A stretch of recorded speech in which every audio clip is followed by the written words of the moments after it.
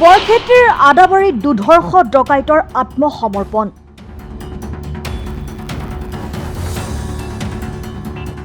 আদাবাৰী আৰক্ষী চকীত আত্মসমৰ্পণ ডকাইত নুৰ ইছলাম।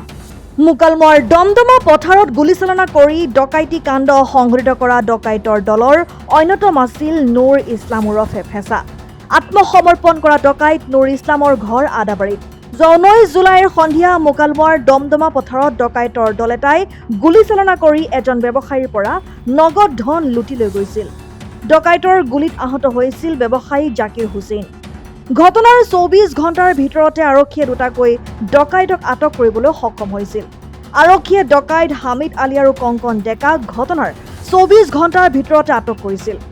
ডকাইতৰ দলটোৰ আন এজন সদস্য নুৰ ইছলামে বৃহস্পতিবাৰে আদাবাৰী পহৰা চকীত আত্মসমৰ্পণ কৰে। News desk report, Assam time.